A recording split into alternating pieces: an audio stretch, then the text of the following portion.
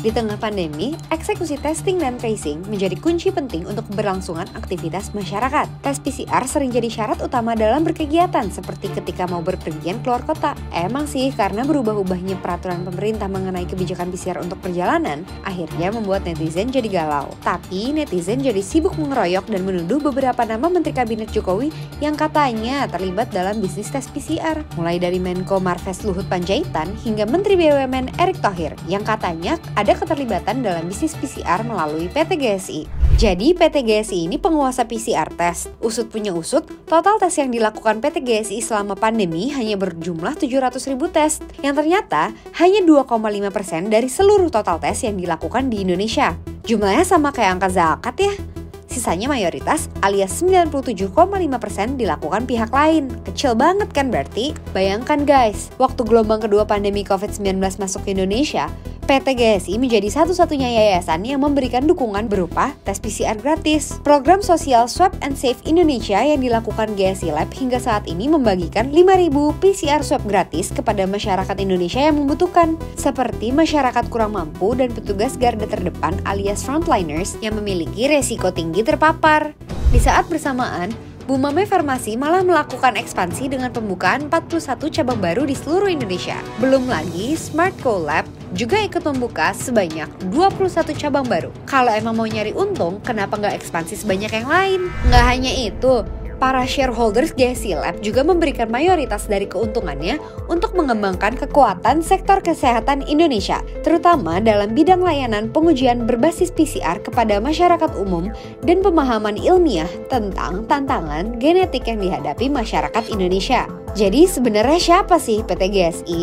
PT Genomic Solidaritas Indonesia atau GSI adalah sebuah perusahaan yang mengelola laboratorium untuk tes COVID-19. PT GSI juga lahir dari PT Toba yang hanya sebagian kecil dari sahamnya dimiliki oleh Luhut.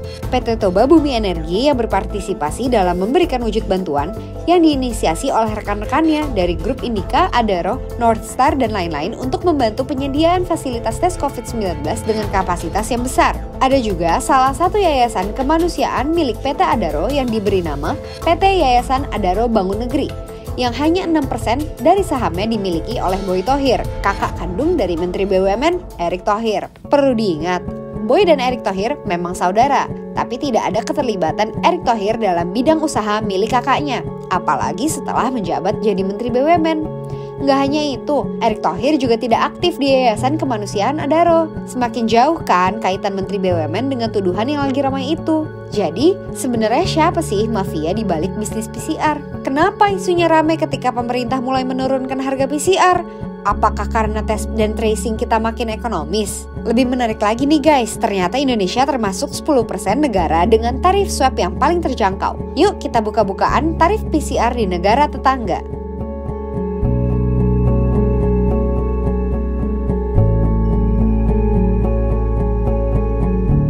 Isu atau tendensius yang kami lihat mengenai tuduhan terhadap Pak Erick Thohir terlibat dalam bisnis PCR. Kami melihat udah sangat tendensius gitu. Kenapa Pak Erick lagi guys? Tendensius sekali. Jadi menyimpulkan, kong kali kong dites PCR apalagi sampai menuduh Erick Thohir bermain PCR sangat berlebihan. Faktanya, terlalu jauh mengaitkan Erick Thohir dengan bisnis PCR yang dimiliki PT GSI. Udahlah, nggak usah main tuduh lagi, apa nggak capek? Apakah ini sebuah pengalihan isu buat mafia-mafia yang sebenarnya?